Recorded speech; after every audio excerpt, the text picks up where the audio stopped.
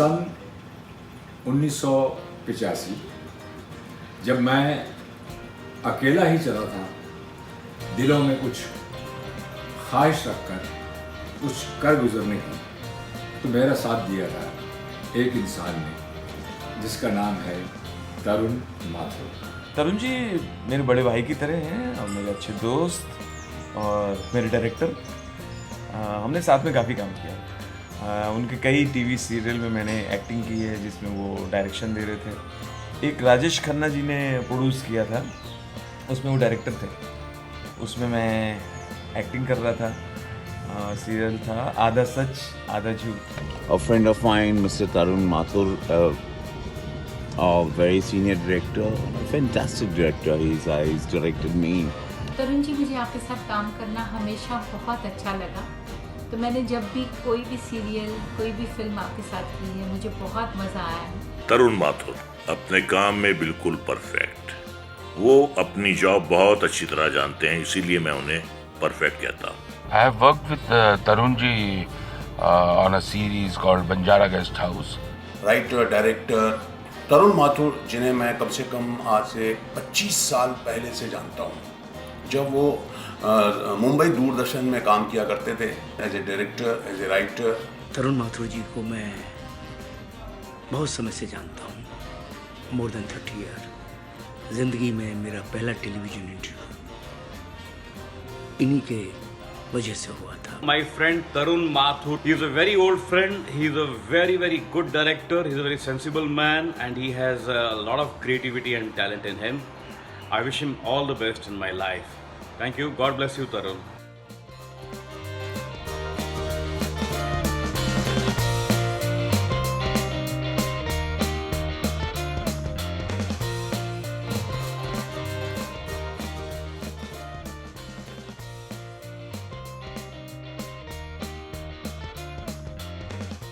तीन लड़ाइयाँ लड़ी थी, एक लड़ाई में उन्होंने हरा दिया था अंग्रेज़ों को, दूसरी लड़ाई में अंग्रेज भाभी रहे थे लेकिन वो जीते थे। बेगम हजरत महल को one of the freedom fighter of 1857 घोषित किया गया, गंगा प्रसाद माथुर। लेकिन मैं कभी ये नहीं कहूँगा कि मैंने बहुत स्ट्रगल किया, ये किया। होंगे कामयाब अगर आपने गाना सुना हो तो वो मिस्टर बच्चन साहब के समकक्ष थे, हरवंश राय बच्चन। मतलब जिस दिन शुरू होना था शो, उससे 2 दिन पहले अचानक इस और इंदिरा गांधी थी, राजीव गांधी थे, संजय गांधी का जो चल रहा था उन दिनों।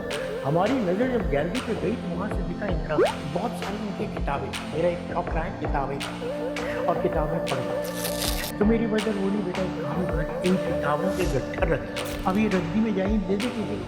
फादर की वसीयत, इतनी बड़ी विरासत जो वो मेरे को दे गए, उसे मैं रद्दी वाले को दे दूँ।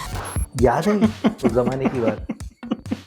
आप मुझे फंसवाएंगे। ग्रुप के जितने लड़के थे, जो हमारे मित्र थे, जो थे, उन लोगों को पता चल गया था इनका वीक पॉइंट राजेश खन्ना है। तरुण जी, आपने एक हॉरर वीडियो फिल्म बनाया था, इंडिया फर्स्ट एवर, आधी रात के बाद। ओम शिवपुरी को फोन करो, वो राजेश खन्ना से मिलवाना है। उनकी रूम में सजा हुआ और एक इतना बड़ा bouquet, welcome to my director Tarun. नमस्ते दोस्तों, देश वाले के लिए आज मैं आपको रूबरू करूंगा तरुण माथुर को, जो प्रसिद्ध न्यूज़ रीडर गंगा माथुर के बेटा है। वेलकम तरुण जी।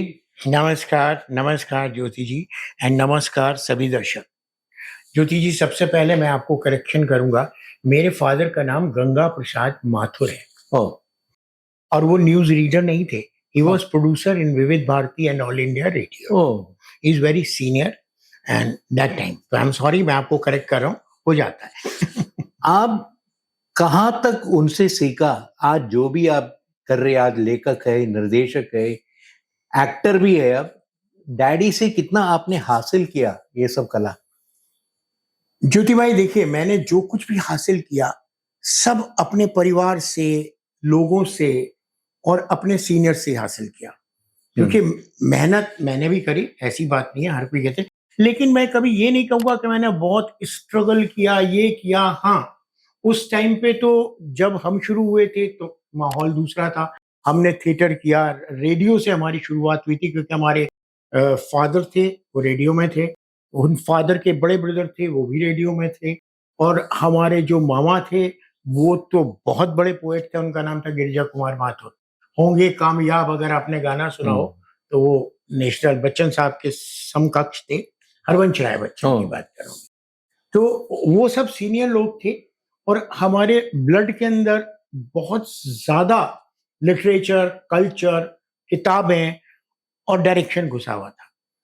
तो वहीं से हमने शुरू किया था। बचपन से ही हमने सिवाय एक्टिंग, डायरेक्शन, रेडियो, लिटरेचर, इसके आगे हमें कुछ पता ही नहीं था। हमारे यहाँ कोई बिजनेसमैन नहीं रहा। हमारी पूरी परिवार के अंदर हम सिर्फ इसी कल्चर में रहे। हम दिल्ली वाले थे, तो दिल्ली में माहौल भी ऐसा था और दिल्ली में भी कह सकते हैं कि पुरानी दिल्ली, जहाँ जो मशहूर अपनी सभ्यता के लिए है, दिल्ली 6, वहाँ का हूँ मैं, तो मुझे प्राउड है इस बात। अच्छा, मुंबई में काफी अरसे तक आप दूरदर्शन से जुड़े हुए थे जी। उसी दौरान आपने एशियाड 82 में भी एक बहुत ही अहम काम किया था। उस जमाने के बारे में बताइए, एशियाड 82 के टाइम की। और बहुत अच्छी यादें, सुनहरी यादें। बम्बई दूरदर्शन मैंने तकरीबन 74-75 में ज्वाइन करा था एज ए प्रोडक्शन असिस्टेंट। उसके बाद धीरे धीरे वहीं से मेरे को उन्होंने भेजा था एफटीआई वगैरह में, ट्रेनिंग हमारी कंपलसरी ट्रेनिंग होती थी, उसमें गया था।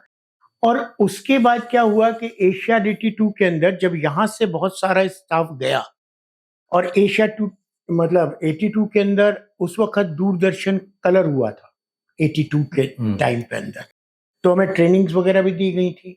और जब हम वहां पहुंचे तो वहां की बहुत खूबसूरत यादें थी। बाय द वे, एक चीज इससे पहले मैं ऐड कर देता हूँ कि एशियाड 82 के अंदर मेरे फादर इन लॉ वो न्यूज में थे। और जो मेरे फादर इन लॉ थे वो स्वदेश कुमार करके उनका नाम था, और वहां न्यूज, उन्होंने पहले न्यूज प्रोड्यूसर थे दूरदर्शन के, वो पॉपुलर राइटर। तो उनकी भी ड्यूटी थी एशियाड 82 में, और यहाँ से एक पर्टिकुलर स्टाफ था, तो हमें भी एशियाड 82 के अंदर एज ए प्रोडक्शन असिस्टेंट भेजा गया था। और वहां पहुंच के एक बड़ा अच्छा इंटरेस्टिंग किस्सा था, मैं आपको बताता हूँ। हम शो कर रहे थे, कवरेज चल रही थी, अचानक स्टेडियम, मेरी ड्यूटी लगी थी यहाँ, ये अब तो उसका नाम शायद छत्रपति शिवाजी है, या पहले उस अभी इंदिरा गांधी है उसका स्टेडियम, आईटीओ के पास था, जिम्नाजियम में मेरी ड्यूटी थी। तो वहाँ हम कैमरा, मल्टी कैमरा सेटअप था उस टाइम पे, तो हम वहां बैठे हुए थे, अचानक तालियां बजनी शुरू हो गई और हम, गेम रुक गया। अब खेल रुक गया, सब हैरान कि क्या हो गया, कौन, ऐसा क्या गड़बड़ हो गई।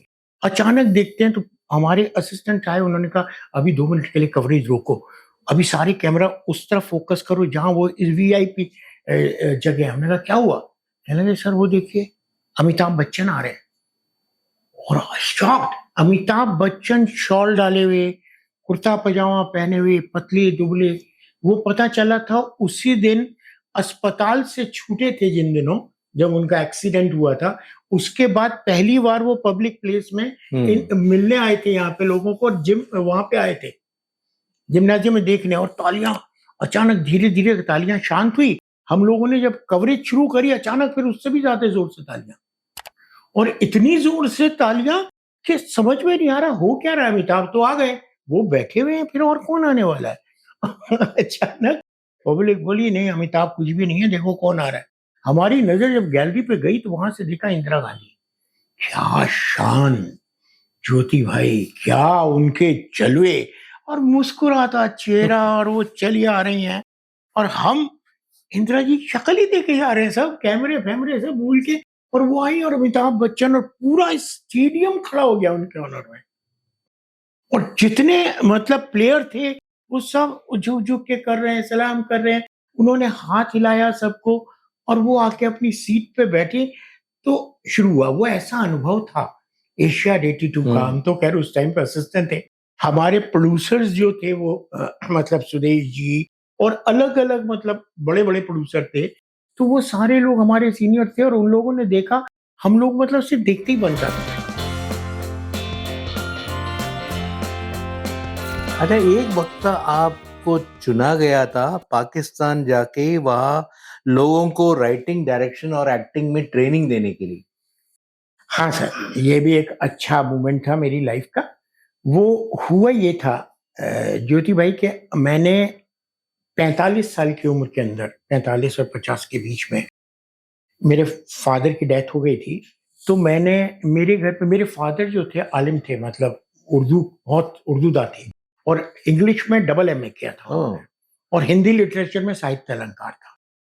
तो उन्होंने बहुत सारी उनकी किताबें थी। मेरा एक शौक रहा है किताबें इकट्ठी करना और किताबें पढ़ना।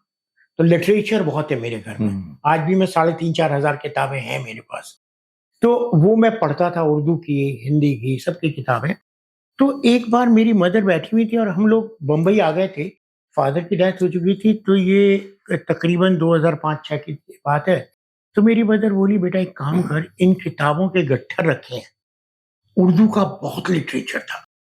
तो बोली इनका क्या करेगा, कोई पढ़ता नहीं है, तुझे उर्दू नहीं आती है, बहू को नहीं आती है, घर में किसी भाई को उर्दू नहीं आती है, कौन पढ़ेगा? अब ये रद्दी में जाए, दे दे किसी को, रद्दी वाले को बुला। तो मुझे और मेरी वाइफ नीरजा, हम लोगों को ये हर्ट हुई बात कि यार ये फादर की वसीयत, इतनी बड़ी विरासत जो वो मेरे को दे गए, उसे मैं रद्दी वाले को दे दूं। और मैं देख रहा किताबें बड़ी अच्छी लग रही, बट मैं पढ़ नहीं पा रहा। प्रॉब्लम मेरे साथ ये हो गई। तो मेरी वाइफ उन दिनों स्कूल में टीचर करती थी, तो वहां पर एक मुस्लिम स्कूल था पीछे। तो उसने किसी से बोला, कोई उर्दू जानता है क्या? तो एक महिला थी, उन्होंने कहा हम जानते हैं उर्दू। तो उन्होंने कहा कि भाई एक्चुअली में क्या है कि मेरे हस्बैंड को उर्दू सीखनी है। तो उसने कहा जी मैं बात करूंगी, भेज दूंगी किसी को। उन्होंने कहा कि अगर कोई सिखाने वाले हो मौलाना तो भेज दीजिए। कट टू शॉर्ट में आ रहा हूं मैं पाकिस्तान जाने के किस्से पे।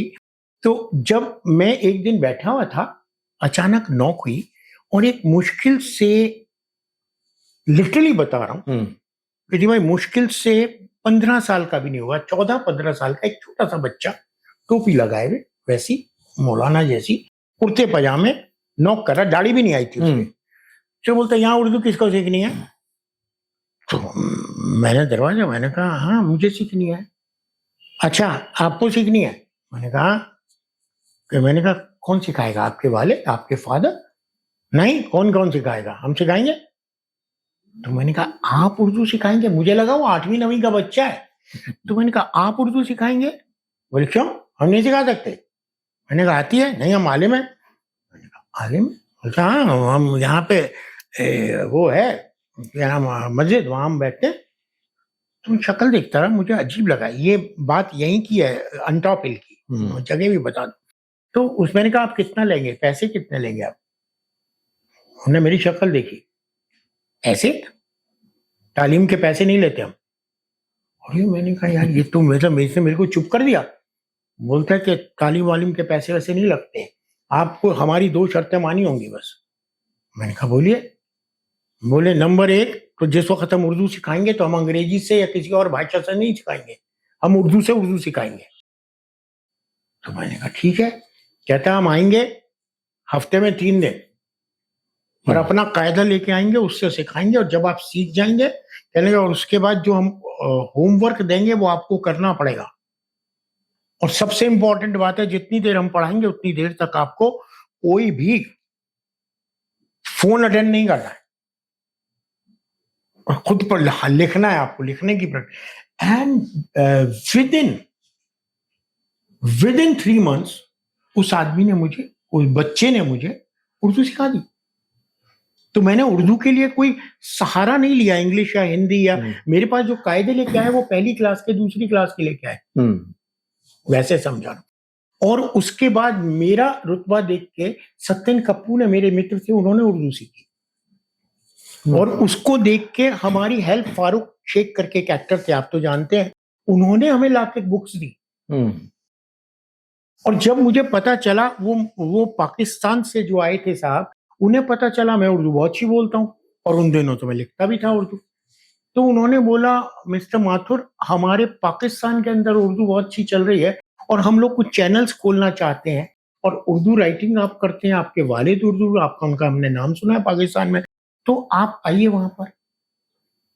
तो कह लिया मैंने 15 दिन के लिए, मैंने कहा पाकिस्तान में जब अच्छे रिश्ते थे हमारे, बहुत अच्छे पाकिस्तान से रिश्ते थे, कोई झगड़े नहीं थे, बल्कि उन दिनों देव साहब गए थे अटल बिहारी के टाइम पे, सब लोग, बस भी जा चुकी थी वहां पे, और मुशर्रफ साहब वहां के वो थे।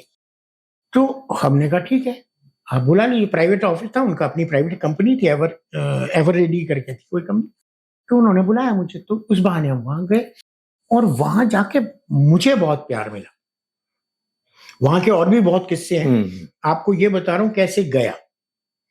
और वहां के किस्सों की बात करेंगे तो वहां चैनल बनाने नहीं, चैनल के ऊपर कुछ हम लोगों ने उन्होंने कॉन्फ्रेंसेस करी थी, कुछ वर्कशॉप्स हमने करे थे।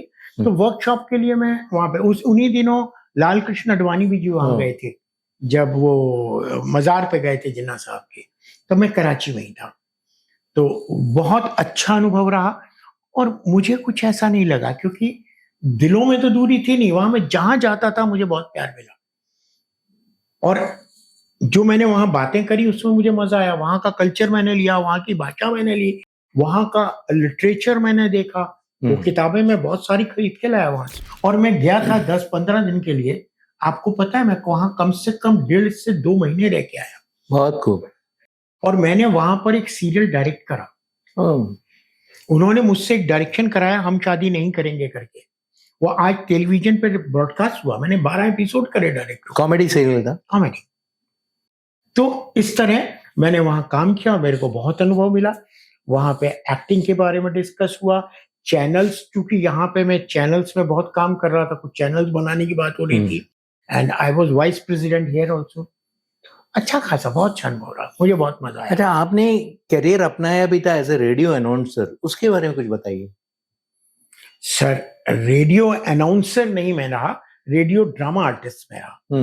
रेडियो ड्रामा आर्टिस्ट के अंदर क्या रहा था कि मेरे फादर रेडियो में थे, तो सबसे बड़ी उससे भी एक जुड़ी बच्चा इंटरेस्टिंग किस्सा है, क्योंकि जब पहले क्या होता था, रेडियो में जाने के लिए आपको ऑडिशन देना पड़ता था, कि वॉइस का टेस्ट देना पड़ता है वहां पर, और रेडियो के अंदर ही मेरी मुलाकात मेरी पत्नी से हुई, मतलब वो भी रेडियो पे आर्टिस्ट थी और मैं भी रेडियो पे गया, फिर हम दोनों ने थिएटर करा, वो अलग बात है। लेकिन रेडियो का सबसे अच्छा किस्सा ये रहा कि मेरे फादर ने मुझे अप्रूव नहीं करा था, और लोग थे, उन्होंने, मैं बकायदा वहां पे ऑडिशन दिया, क्योंकि मेरी आवाज पर्टिकुलर मुझे पता है, मुझे अपनी औकात भी पता है, तो इसलिए मुझे मालूम है मैं कहाँ तक कितना जानता हूँ, और मुझे मालूम था कि रेडियो पे मेरे ज्यादा दाल नहीं गलेगी, क्योंकि मैं रेडियो पे जो कुछ भी करूंगा लोग बोलेंगे अरे गंगा प्रसाद जी का बेटा है, निश्चित रूप से उनसे सीखा होगा, बताएंगे। तो मुझे उस नाम से हटना था, उस कलेवर से हटना था।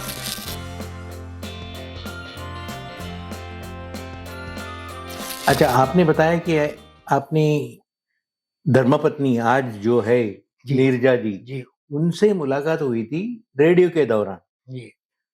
कैसे आपकी मुलाकात उनसे हुई, और याद है उस जमाने की बात? आप मुझे फंसवाएंगे। चलिए मैं आपको बताता हूँ, वो भी बहुत ही इंटरेस्टिंग किस्सा है।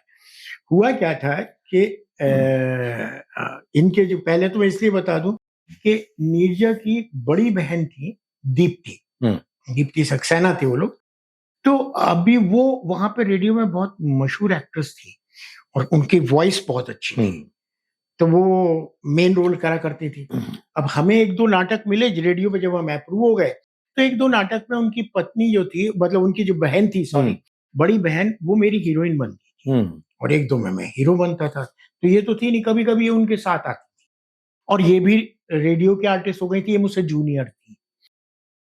अब हुआ क्या कि जब ये मेरी आने लगी वहां पर, तो हमारी मुलाकात 1-2 बार हुई, रेडियो में भी हुआ, और एक प्रोग्राम होता था चित्रहार कह रहा हूँ, चित्रध्वनि, कुछ इस तरह का नाम था उसका, युवाणी में। तो वहां पर युवाणी में फिल्मी गानों के प्रोग्राम होते थे, या वहां आती थी, मैं ध्यान भी नहीं देता था, मेरी इनकी बड़ी सिस्टर से दोस्ती हो गई मैं। अब कट्टू क्या हुआ, ये दोनों जो थी बेटियां, इनके फादर थे सुदेश कुमार, बहुत बड़ा नाम, सुदेश कुमार सक्सेना, मतलब वो न्यूज के प्रोड्यूसर, ड्रामा के प्रोड्यूसर, टेलीविजन पे, वो टेलीविजन स्टूडियो और रेडियो दोनों साथ साथ था वहां पर दिल्ली में, पार्लियामेंट स्ट्रीट के पास। तो उसमें हम जाते थे, कैंटीन में बैठते थे, ये करते थे, सब करते थे। हम रेडियो के लोग थे, मैं, दीप्ति के साथ भी कुछ लोग आते थे। तो वो अलग-अलग थे, रेडियो के थे सारे लोग। कट टू उस चक्कर में हमने एक नाटक शुरू किया। अब नाटक में हीरोइन का पंगा होता कि हीरोइन कहाँ से लाएँगे? उस टाइम पे लड़कियाँ काम ही नहीं करती थी, तो बड़ा मुश्किल होता था काम करना। तो रेडियो पे हमें ये दीप्ति मिली, इनकी बड़ी बहन, तो उनसे हमने कहा, यार हम एक प्ले कर रहे हैं। मोहन राकेश का बहुत मशहूर प्ले था, आषाढ़ का एक दिन। उसमें हम कर रहे थे कालिदास का रोल, मेन हीरो का। अब हमें हीरोइन वो मिल गई, हमने इनकी बड़ी बहन से कहा, आप आ जाओ। तो वो तैयार हो गई। वो देखे कि उनके पापा बहुत बड़े प्रोड्यूसर थे, तो उन्होंने कहा ठीक है हम कर लेते हैं। अब रिहर्सल जब मेरे घर शुरू हो गई, तो उनके साथ तब तक ये नहीं आई थी, मेरी पत्नी। अचानक एक सास का रोल है उसमें, मतलब अंबिका का रोल है। अगर किसी ने ये पढ़ा हो आषाढ़ का एक दिन, तो उसमें कालिदास की सास जो है, वो एक कैरेक्टर है अंबिका का। तो हमने दीप्ति से बोला कि हमने उनसे बोला कि यार एक लड़की अगर आप किसी को जानते हो तो अप्रोच करो यार, कोई कर लेगा हमारा प्ले में। तो बोली मेरी बहन से करवा लो। तो उन्होंने कौन है बहन? तो उन्होंने बोला नीरजा मेरी सिस्टर, मैं ले आता हूँ, आप देख लीजिए उन्हें। और उसे मैं डायरेक्ट भी कर रहा था प्ले को, मेरे कजन थे सूर्यकांत, वो और हम लोग कर रहे थे डायरेक्ट। तो हमने कहा ठीक है ले आओ। अब हमने देखा तो बहुत एवरेज सी लगी शुरू में, तो हमें ये शुरू में मतलब अभी तो नहीं हो सकता वरना गड़बड़ हो जाएगी। अब हमने बोला तो नाटक में हमारा काम शुरू हो गया। अब काम धीरे धीरे, अच्छी एक्ट्रेस थी, अब इनकी बड़ी बहन हमारी हीरोइन थी, लेकिन हमारा सास अच्छी लगने लगी धीरे धीरे ज्यादा। और इनके साथ एक पंगा ये था कि उस जमाने में ये डाई हार्ड फैन थी सिर्फ एक ही जने की, राजेश खन्ना। और हमारे ग्रुप के जितने लड़के थे, जो हमारे मित्र थे, जो थे, उन लोगों को पता चल गया था इनका वीक पॉइंट राजेश खन्ना है। तो वो इनको रुलाते थे राजेश खन्ना की बुराई करके। ये थोड़ी देर तक बहस करती थी, और बहस करने के बाद धीरे धीरे धीरे ये वायलेंट हो जाती है, गुस्सा होता था, छोड़ के चली जाती थी। हम इनके पीछे बस में भागते थे, रुक जाओ यार, सॉरी सॉरी सॉरी। तो इस तरह धीरे धीरे मुलाकातें बढ़ती रही। और ऑफ कोर्स फर्स्ट हम नहीं करा था इनके साथ, सॉरी, मतलब हमने ही इनसे प्रपोजल दिया था, तो इन्होंने मना कर दिया। अब हमें इंसल्ट लगा, हमने कहा छोड़ेंगे तो नहीं, फिर हम लग गए। तो इनके फादर और मेरे फादर दोस्त भी थे, क्योंकि वो रेडियो के बड़े मेरे फादर थे, और इनके फादर टेलीविजन के बहुत बड़े लोग थे। तो इनके फादर ने एक दिन मुझे अपने घर बुलाया, और वो किस्सा बहुत भयंकर था। तो अभी हमें ये पसंद भी आने लगी थी, और इनसे हमने हाँ भी करवा लिया था, सब हो गया था। अब जब बात ये हुई कि आगे बढ़ना चाहिए मामला, तो बोले कि ठीक है, हमें अपने घर बुलाया इनके फादर ने। बोले गंगा भाई के बेटे हो? मैंने कहा हाँ। FC माथुर, हमारे जो ताऊ जी थे, वो और भी बड़े ड्रामेटिस्ट थे, और ये जो इनके फादर थे वो उनके शिष्य रहे मेरे ताऊ के। तो बोले घर तो हमें पता है, बट तुम क्या करते हो? अब हम क्या करते हो मतलब हमें समझ में नहीं आया। हम तो सिर्फ नाटक करते हैं, राजेश खन्ना की झोला लटका के सिगरेट पीते रहते थे उन दिनों, वही हालत थी हमारी। मतलब टिपिकल थिएटर वाले, दाढ़ी बड़ी हुई है, थैला लटका हुआ है, खद्दर का कुर्ता है, राजेश खन्ना का गुरु कुर्ता, NSG के बाहर खड़े हुए हैं, कभी त्रिवेणी के बाहर खड़े हुए हैं, कभी वो वहां पर शीला जी की रेपट्री थी वहां पे, वहां खड़े हैं। तो यही करते थे, थिएटर में मिलते थे, वही पीते थे। तो बोलते काम वाम करते हो? हमने कहा सर देखेंगे, कर रहे हैं। कहने लगे अच्छा, अभी तक तो नाम है, कहना नाटक करते रहे, शादी की बात सोच रहे हो तुम? मुझे कोई ऐतराज नहीं है, क्योंकि मैं तुम्हारे फादर को सबको जानता हूँ, बट बेटा मेरी बेटी जो है ना, वो कथक की डांसर है, मेरी बेटी रेडियो पे आर्टिस्ट है, मेरी बेटी पीडियाट्रिशियन के साथ एक सर्विस करती है, जो इस वक्त उस जमाने में 73-74 में, यानी आज के जमाने में वो 350-400 रुपए कमाती है। तो अब सोच लो, और वो कॉन्वेंट में पढ़ी हुई है और ग्रेजुएशन कर चुकी है, तो आप कितना कमा लेते हो? अब मैं सीरियसली इतना लड़खड़ा गया, तो बोले नहीं मुझे कोई प्रॉब्लम नहीं है, मतलब इफ यू आर डूइंग, लेकिन बेटा एक ही बात कहूंगा जिंदगी में आगे ध्यान रखना, कहते फर्स्ट डिजर्व देन डिजायर। अपने आप को आंको, समझो, if you deserve I don't mind. मैं वहां से खड़ा हुआ, वापस आया, एंड ज्योति जी पहली बार लाइफ में, मेरे फादर जब तक बॉम्बे आ चुके थे, मैंने फादर को फोन घुमाया और बोला I love to come Bombay. मैं बम्बई आया, बम्बई आके 4 साल तक हमने शादी नहीं करी, 5 साल तक हमारा इश्क गर्म होता रहा सिर्फ चिट्ठियों पे, फिल्मी की चिट्ठियों की तरह। और 4 से 5 साल तक मैं चिट्ठियां लिखता रहा, वो चिट्ठी लिखती रही। फिर दूरदर्शन में मैंने नौकरी कर ली। फिर मेरे फादर इन लॉ दूरदर्शन आए और उन्होंने यहाँ मेरा रुतबा देखा, फूल के लिए गुलशन गुलशन तरुण माथुर, हिंदी ड्रामा तरुण माथुर, हिंदी परिक्रमा तरुण माथुर, जितने भी दूरदर्शन के अंदर हिंदी के प्रोग्राम थे ओनली तरुण माथुर, असिस्टेंट, कहीं प्रोड्यूसर, कहीं डायरेक्टर। इसकी वजह है आपकी इश्क के खातिर आपने ये सब किया, कह सकते हैं सर। मैं तो यही मानता हूँ इसी बात को कि फर्स्ट डिजर्व देन डिजायर। और मैंने रेडियो ज्वाइन नहीं करा इसीलिए, क्योंकि रेडियो पे मैंने सोचा रेडियो पे जो भी करूंगा क्रेडिट मेरे फादर को मिलेगा, उसका बेटा है, करियर है, अच्छा कर रहा है तो कौन सी बड़ी बात। ये वो फील्ड थी जो उन दिनों नई आई थी। अच्छा, उस दौरान आपने लॉन्च भी किया था टीएम प्रोडक्शंस, तरुण माथुर प्रोडक्शन। हाँ, वो मैंने नौकरी छोड़ने की बात किया था।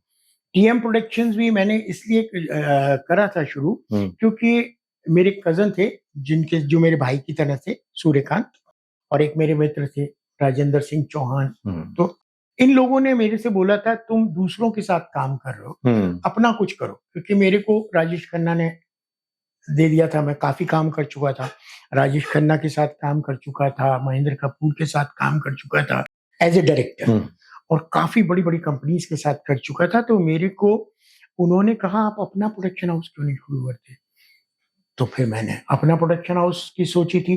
तो फिर चैनल वालों ने मुझे बुलाना शुरू किया था, क्योंकि मेरा कुछ नाम था, टचवुड, ईश्वर की कृपा हुई, तो मैंने काफी काम कर लिया था। तो उसके बाद का पीरियड फिर वो आया था टीएम प्रोडक्शन, उसका एक अलग किस्सा है।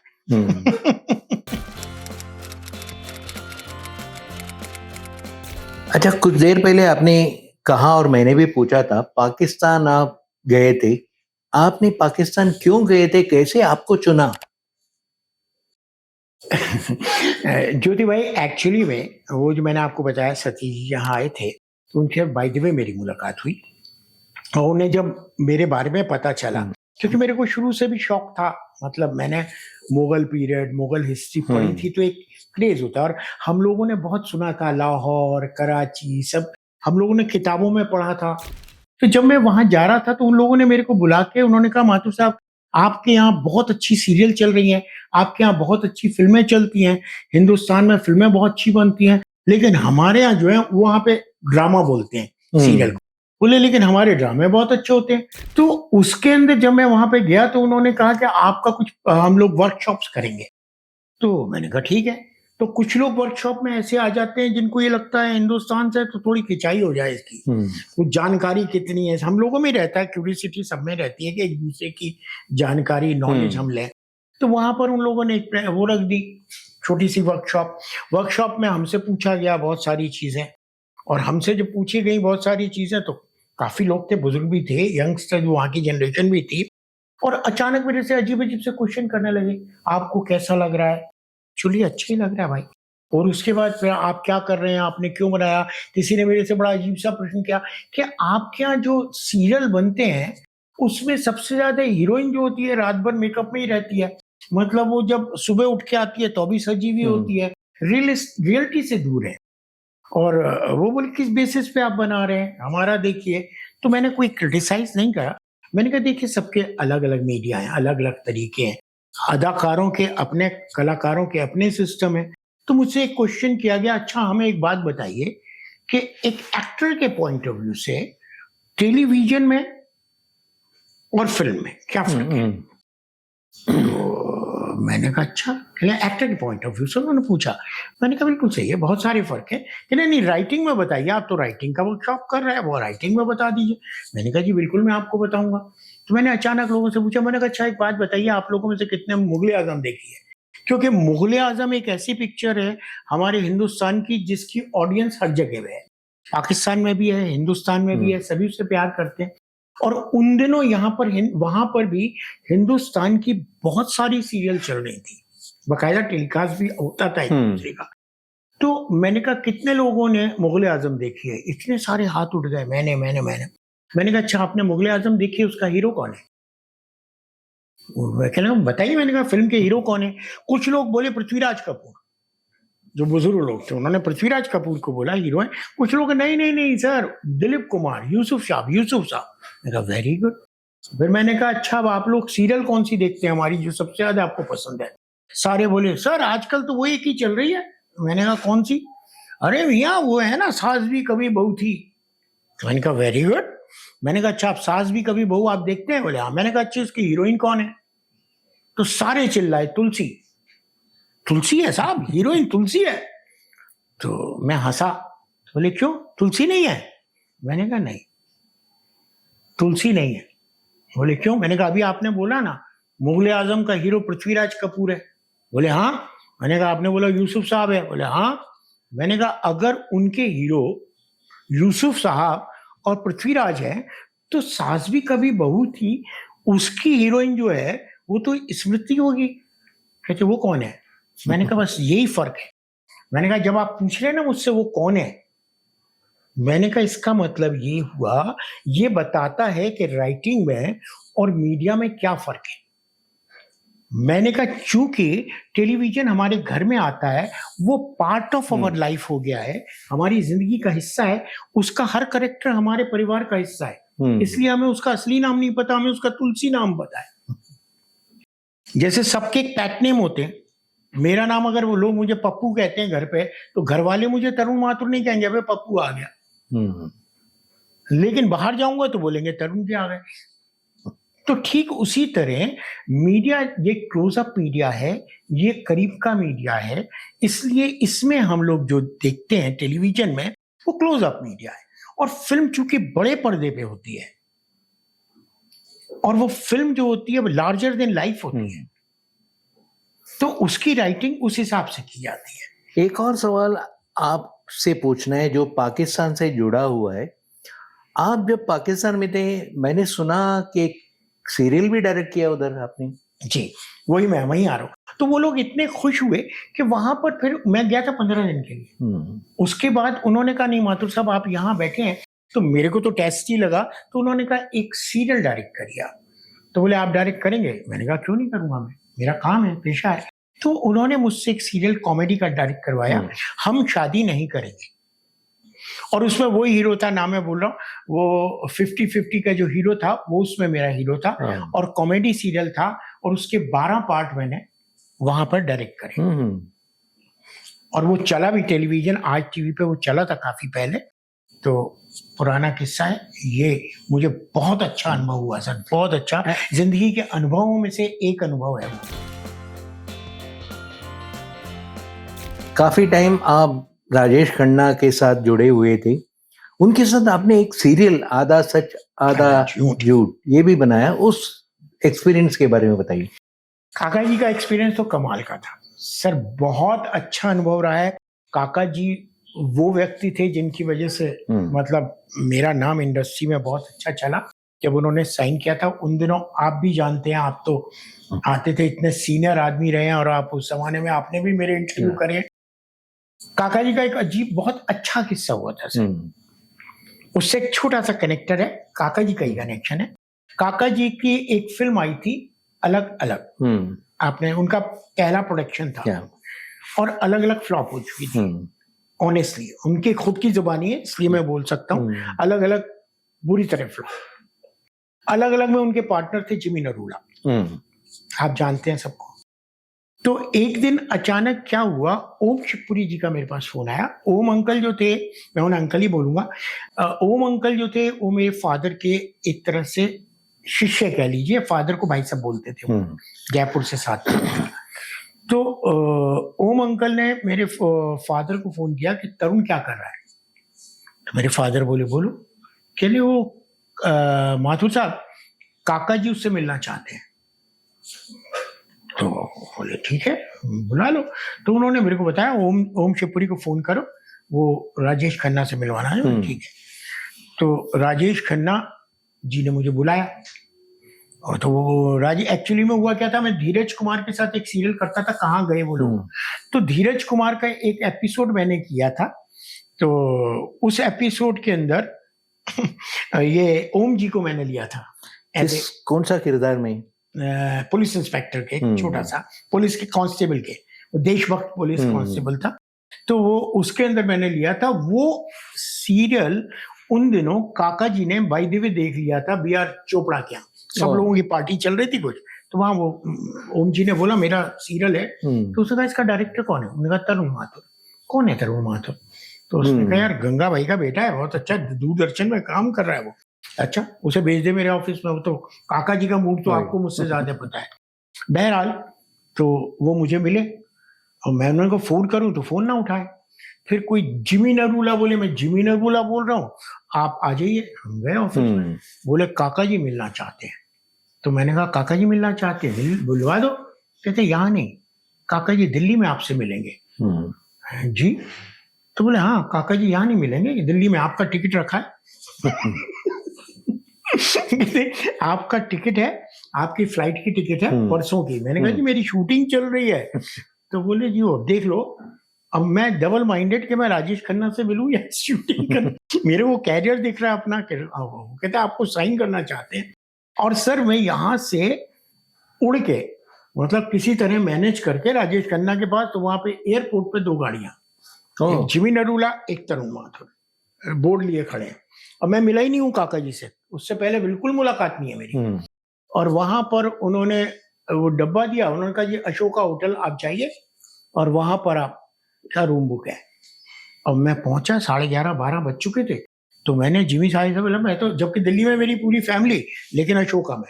अब मुझे ये लगा यार राजेश खन्ना से मिलना है, वो वहां मिलेंगे और मैं फैमिली पे जाऊं तो ना होटल में मेरा रूम है। पहुंच गया मैं। अब जब होटल पहुंचा रिसेप्शन से बोली जी हाँ, तो जिमी, ये मेरे से जिमी नरूला बोलता है मेरे को भागीरथ पैलेस जाना है, मेरे को वहां काम है, तुम जाकर काका जी से मिल लो। अब मैं वहां जा रहा हूँ और वहां पर जब पहुंच रहा हूँ तो बोल रहे काका जी, नहीं ये रूम लीजिए 6 नंबर का, ऊपर जाइए। अब मैंने कहा ठीक है साहब, मैं रूम में चला गया। रूम में सजा हुआ और एक इतना बड़ा bouquet, welcome to my director Tarun, नीचे राजेश खन्ना, फूलों से भरा हुआ इतना बड़ा बुके, आदमकद। और थोड़ी देर में नॉक हुआ और उसके अंदर वो आया, सर ये आपके लिए। और मैं क्या बताऊं क्या क्या था उसमें। तो उन्होंने रखा। मैंने कहा जो काका जी से मिलना था। बोली जी वो तो शूटिंग में निकल गए, आवाम की शूटिंग चल रही थी बी आर चोपड़ा। और मैं वहां बैठ गया। मैं बैठा, मुझे डर लग रहा है, मैं मिडिल क्लास आदमी सर, और मुझे ये लग रहा है कि फ्रिज के अंदर फ्रूट भी रखे हैं, जूसेस भी रखे हैं। मेरे को लग रहा है यार मैं खा लूंगा, इसका पेमेंट मुझे तो नहीं करना पड़ेगा। और लिटरली मैं ये सोच रहा हूँ कि यार मेरे को ये इतनी सारी चीजें, मुर्गा कल को वो बोलेगा मैं साइन नहीं कर रहा हूँ, तो ये लोग तो मुझे जाने नहीं देंगे। तो उसके बाद बहरहाल बड़ी मुश्किल से सर मैं बैठा रहा। तो शाम तक मैं जिमी को देख रहा हूँ, तो पता चला भागीरथ पैलेस से थोड़ी देर बाद शाम को 5 बजे तक जिमी साहब आए। तो बोले काका से बात हुई? मैंने कहा नहीं काका जी तो मिले ही नहीं है, वो तो अभी तक रूम में नहीं है, शूटिंग पे गए। कहता नहीं वहां से पैकअप हो गया, काका जी रूम में आ गए। तो लगा तो फोन, मैंने फोन लगाया तो आवाज आ रही please do not disturb, please do not disturb. अरे सर ये करते करते 8 साढ़े 8 बज गए। उन जमाने में तो वो तो होते नहीं थे मोबाइल, लैंडलाइन। अब मैं उसके बाद फिर रात को मैंने रखा कि जिमी को मैं फोन कर रहा हूँ, जिमी भी गायब है। तो थोड़ी देर बाद अच्छा राजेश पुरी, राजकमल, बहुत सारे पूनम ढिल्लों, सब उसकी कास्ट वही होटल में ही ठहरी थी। तो बड़ी देर तक मैं बैठा रहा। ओम जी भी थे वहां, मुझे कोई मिल ही नहीं रहा, मैं बैठा पड़ा हूँ। अब खाने पे भी मुझे डर लग रहा है, मुझे जेब से खाना है या वहां से। मैं literally I was middle class, मैं ऑनेस्ट अपने आप को एक्सेप्ट कर रहा हूँ। और मैं सरकारी नौकर था उन दिनों, दूरदर्शन में नौकरी भी थी मेरी। तो उस चक्कर में मैं बैठा रहा। फिर मैंने क्या करा, मैं थोड़ी देर में बैठे बैठे नींद आ गई, सो गया। अचानक नॉकिंग, घंटी बज रही है टेलीफोन की। देखा 11:30-12 बज रहे हैं। एंड 12 बजे ज्योति वेंकटेश, ऊपर से जिमी का फोन आ रहा है, कहाँ है तुम, क्या हुआ? मैंने कहा जी हाँ, काका जी बुला रहे हैं ऊपर आ जाओ सूट में। वो सूट था राजपूत सूट। तो कहना ऊपर आ जाओ, फटाफट तैयार होगा। और आप विश्वास करेंगे, कार्टून जिसे बोलते हैं ना लाइफ का, वो मैं बना था पहली बार। मैंने फटाफट कुर्ता पजामा पहना और 4-5 फाइलें जो अप्रूवल हो गई थी मेरी, जो मेरे पास स्क्रिप्ट की थी, वो ली और परफ्यूम लगा के मैं दरवाजा बंद करके सूट में पहुंचा, हाथ में फाइलें। रात को 12 बजे? रात को 11:30 बजे। मुझे कहा काका जी बुलाया मुझे और मुझे साइन वाइन कराया उन्होंने और ये कर रहे हैं, और मैं पहुंच गया सर वहां पर। और मैंने दरवाजा नॉक किया, आवाज आई कम ऑन कम इन, और मैंने जो दरवाजा खोला, ओह गॉड सर, वहां पर तो पार्टी चल रही थी, जश्न था। मतलब उधर एक पार्टी चल रही है, इधर 4 लोग बैठे खेल रहे हैं, उधर हा हा हा हा सिगरेट का धुआं भक्ति। यानी राजेश खन्ना का दरबार चालू था। अब ये मैं शब्द नहीं बोल सकता और मैं ये शब्द बोलना मेरे लिए बहुत गलत हो जाएगा। और वो होने का और उस अचानक आवाज आई, excuse me sir, everybody look here. Kaka ji बैठे, उनके कंधे के ऊपर कोई थी, वो बहुत बड़ी एक्ट्रेस थी, वो भी वो हैं, तो वो हैं और वो सब लोग बैठे और बोलते हैं excuse me, meet my forthcoming director, मेरा सीरियल डायरेक्ट करने जा रहे हैं ये, इनका नाम है तरुण माथुर, हे कम ऑन जेस। और उन्हें सबने उठाया और मेरी समझ में नहीं आया, जिमी मेरे पास आया, ये क्या लेके आया तू? फाइलें दबाए हुए यार, तो मैंने उठा, मैंने कहा ये वो उधर रख दे और गिलास उठा। एंड सर 3 बजे तक, 2:30-3 बजे तक सब बैठे हुए, मेरे को कोई बात। एक राजेश पुरी थे जो मेरे जान पहचान के थे, इफ्ती अंकल थे, राजेश पुरी थे, इफ्तिकार थे, ओम जी थे। अब हम चुपचाप बैठे हुए, हम ज्यादा बोल ही नहीं पा रहे। बहरहाल वो रात निकल गई। अब हम सुबह हमने फिर फोन किया, मैंने कहा सर वो बात करनी थी, कल सुबह। और सर इस तरह 3 दिन तक यही किस्सा चला और चौथे दिन उन्होंने मेरे को बुलाया और बोले सुबह 9 बजे बोले आ जाओ। फोन आया, काका जी क्या कर रहा है तू? मैंने कहा जी मैं ऊपर आई, मेरे कमरे में आ जाओ। और वहां पे देखा वो अपने सामान लगा रहे थे और हाँ, तो 4 स्लिप उन्होंने दी मुझे, ये। तो मैंने कहा यस काका जी आपने बुलाया था। हाँ सुनो, ये 4 एड्रेसेस हैं, इन 4ओं से आप मिलेंगे, आपका रूम बुक है, आपकी ये गाड़ी है, और इन 4ओं से मिलकर इन 4ओं को सब्जेक्ट आप डिस्कस कर लीजिए।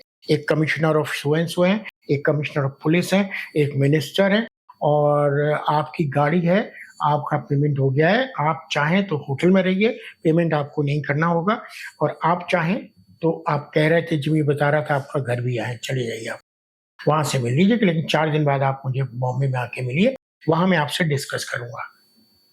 मैं शक्ल देख रहा था, मैंने कहा इन्होंने यहाँ क्यों बुलाया था मुझे? और फिर बोले मैं अभी की फ्लाइट से निकल रहा हूँ क्योंकि मुझे जाना है बॉम्बे में, ठीक है, और आपसे बम्बई मिलते हैं, बेस्ट ऑफ लक, बहुत मजा आया तुम्हारे साथ, और चले गए। और आपका शूटिंग शेड्यूल क्या हुआ मुंबई में? वो इम्तियाज भाई को जानते हैं ना, अमजद भाई के भाई थे, उनके साथ कर रहा था। उनसे मैंने रिक्वेस्ट करी थी कि भाई 1 दिन की शूटिंग वो और धीरज मिल के संभाल लें, मैं आके करूंगा। 3 दिन के अंदर शूटिंग हो गई। फिर वो एडिटिंग मैंने आके करी, काफी शूटिंग हुई थी 1 दिन का, उसमें धीरज ने भी मेरी हेल्प करी थी ऑफ कोर्स। उसने कहा जा तेरे कैरियर का सवाल है, तू निकल जा। और फिर यहाँ आके मैं साइन हुआ, और साइन के बाद फिर मैंने वो सीरियल करा, ईश्वर की कृपा है। शफी था उसमें, अर्चना थी, शफी नामदार थे, काफी लोग थे उसमें। वो एक्सपीरियंस कैसा रहा शूटिंग ऑफ आधा सच आधा झूठ? वेरी नाइस, बहुत कॉपरेशन मिला। मेरे ख्याल से राजेश खन्ना की पहली और टेलीविजन, पहली और आखिरी एज ए प्रोड्यूसर। उसमें पंचम साहब का म्यूजिक था, आर.डी. बर्मन से बहुत अच्छी मुलाकातें हुई। पंचम साहब थे, मैं था, और काफी अच्छी टीम थी। जिमी नरूला थे, एक हमारे साथ वो इन लोगों का, इनका सेक्रेटरी होता था आचानंद, वो था, और इनके दोस्त हुआ करते थे बोका, सरदार बोका, वो भी बहुत बहुत अच्छा अनुभव सर। वो एक्सपीरियंस, वो लोग जो मेरे को, गोल्डी साहब, विजय आनंद के साथ मैंने काम किया, इनके साथ किया, इन लोगों के अनुभव, इनसे सीखने को जो मिला ना, वो किसी किताब में नहीं मिलता सर। गोल्डी साहब से क्या क्या आपने असिस्ट किया, कहाँ? गोल्डी साहब के साथ, गोल्डी साहब की भी मेरी मुलाकात बहुत अजीब ढंग से हुई थी। वो एक अलग किस्सा है, आप सुनते जाएंगे। यानी गोल्डी साहब यानी विजय आनंद। आजकल के ऑडियंस को मैं बताऊंगा विजय आनंद। जी हाँ, वो क्या आदमी थे सर, जीनियस आदमी थे, जिन्होंने गाइड बनाई, जिन्होंने मतलब सबसे बड़ी ज्वेल थीफ, गाइड, तीसरी मंजिल, उनकी एक एक फिल्म, हम दोनों, जिसमें डायरेक्टर नहीं थे वो, राइटर थे, लेकिन हम दोनों, तेरे घर के सामने, क्या फिल्में थी सर उनकी।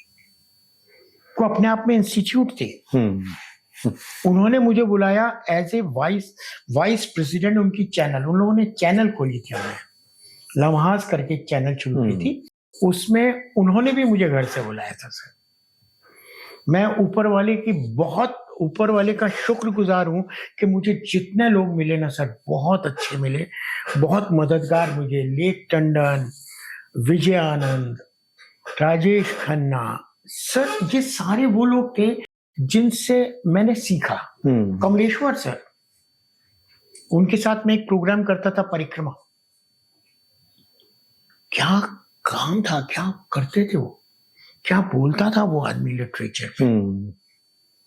और सर मैंने उन सब लोगों के साथ काम किया। केदार शर्मा, उनके तो मैंने असिस्ट किया है, उस जमाने के मतलब गुरु लोग जिन्होंने राज कपूर को सिखाया, सोहराब मोदी, इन सब लोगों के साथ मैं रहा सर।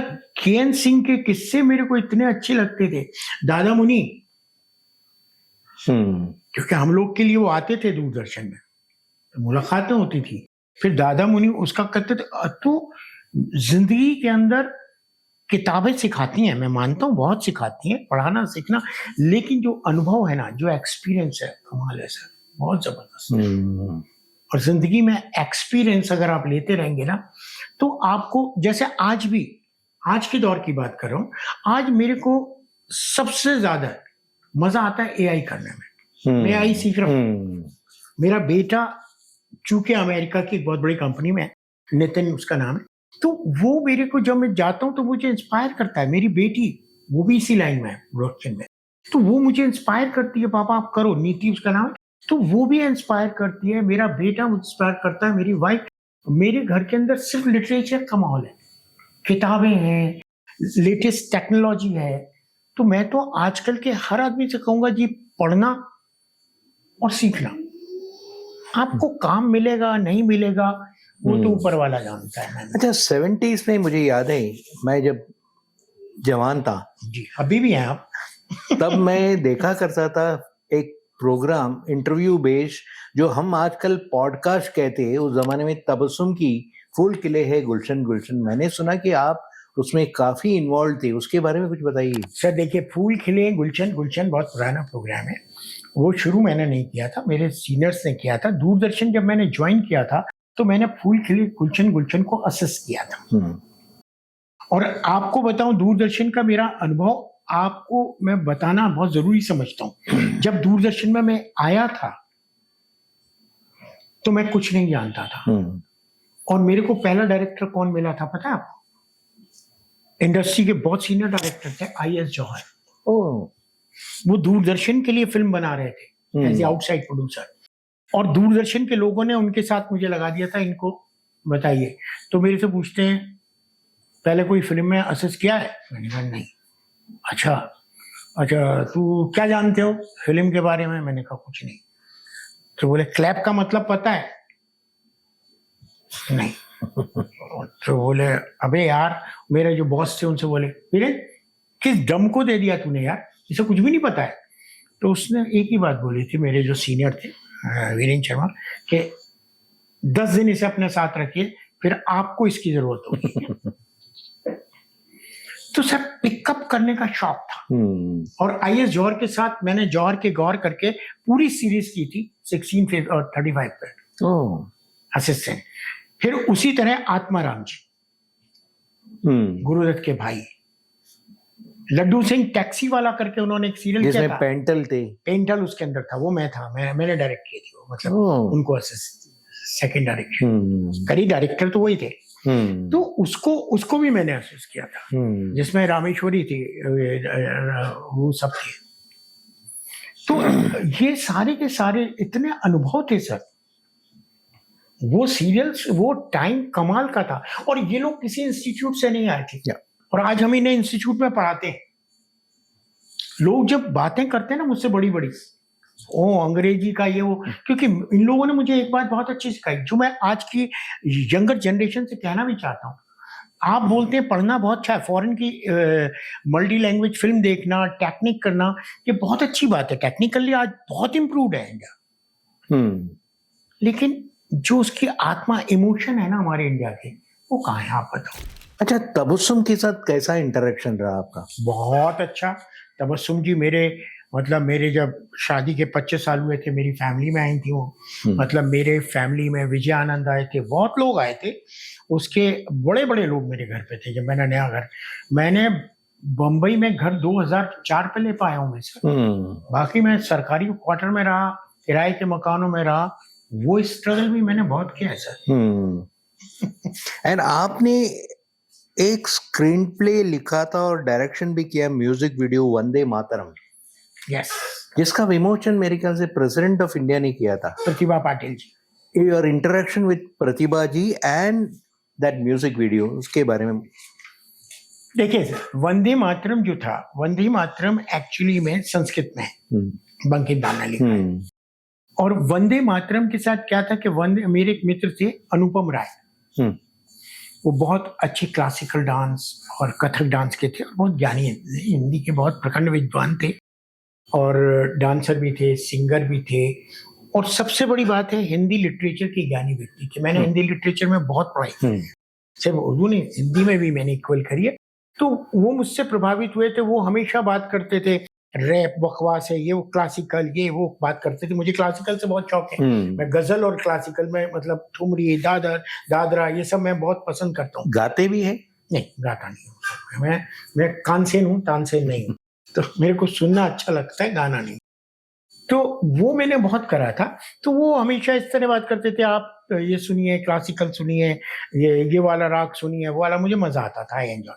तो एक बार उन्होंने मेरे कहने से एक कमर्शियल सीरियल मैंने बनाया था, तो वो भी अजीब सा सीरियल था।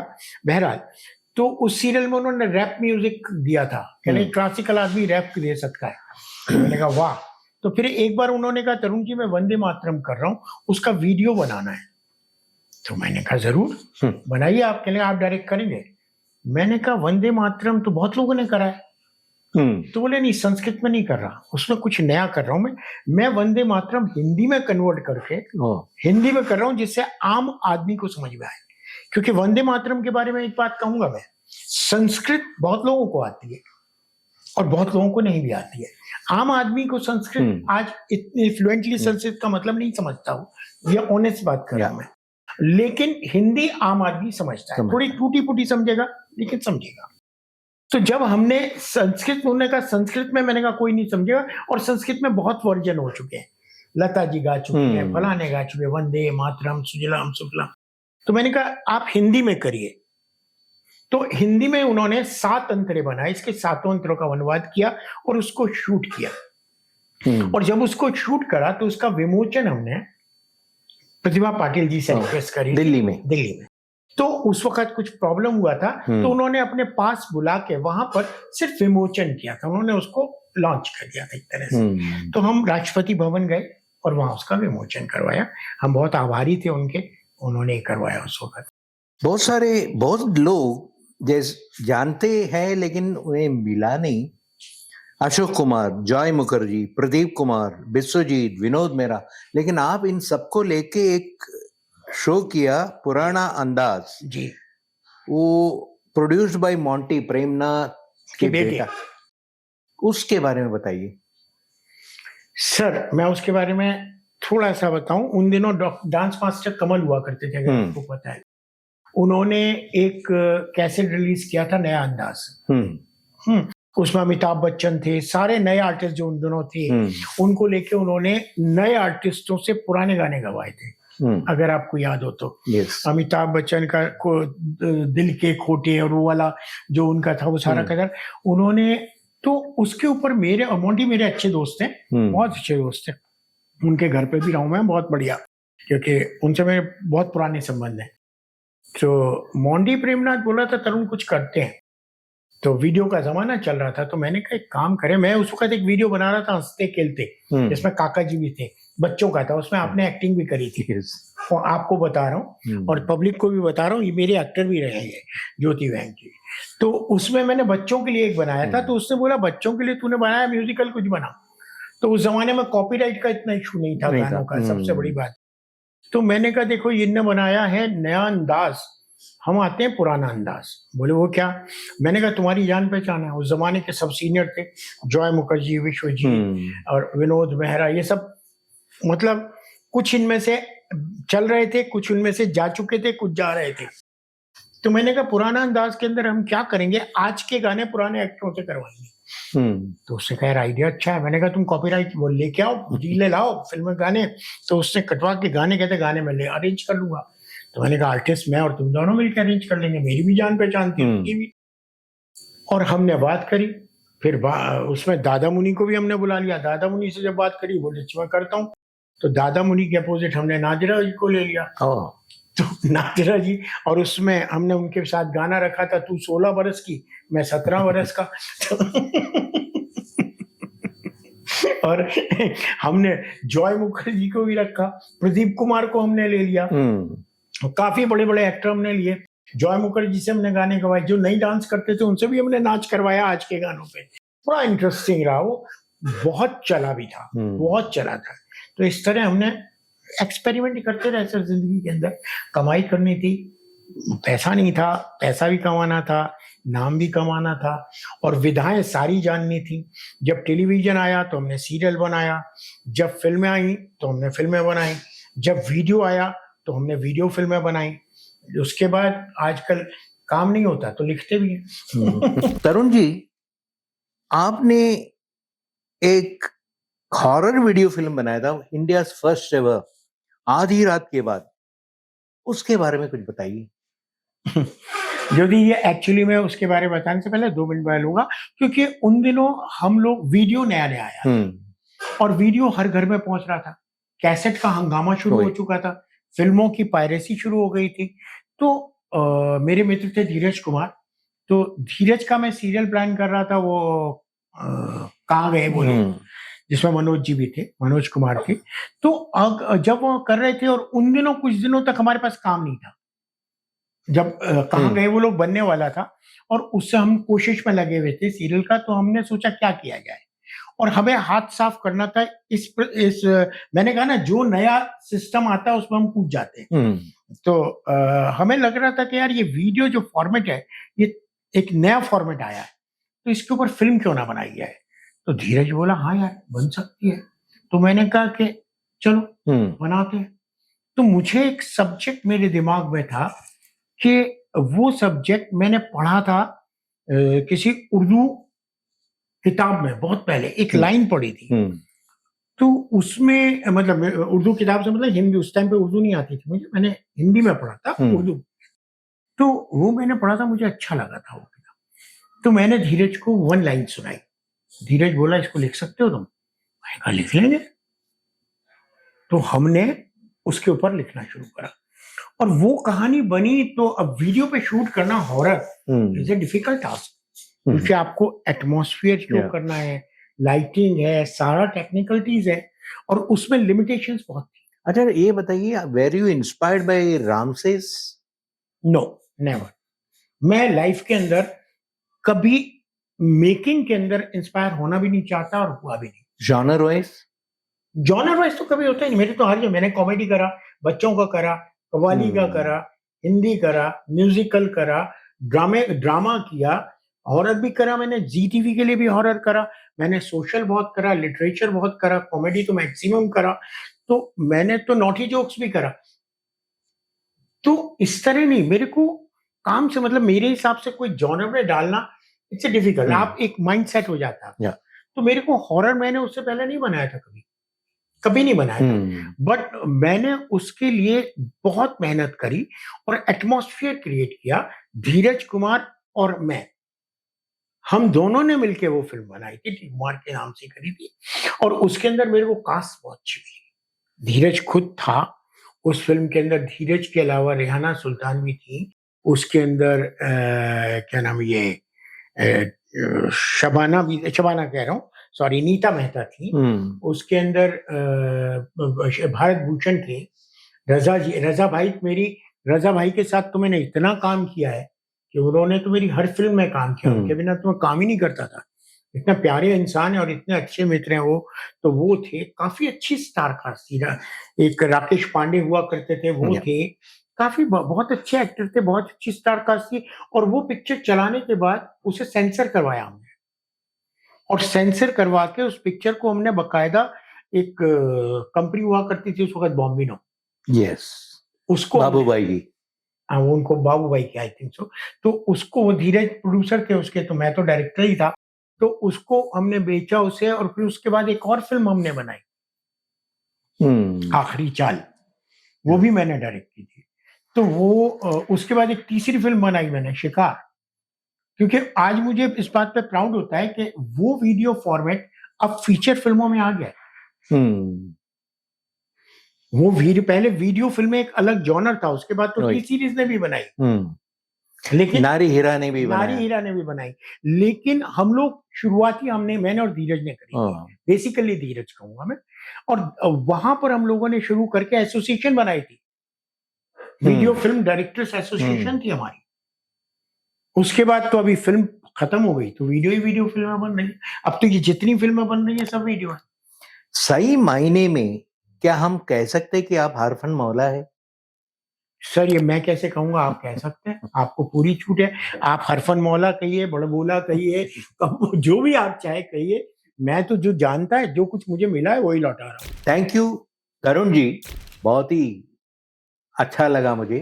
धन्यवाद, हृदय से नमन, और बहुत बहुत नमन, क्योंकि जो आपको बोलना चाहिए मैं बोल देता हूँ। नमन, नमस्कार, धन्यवाद।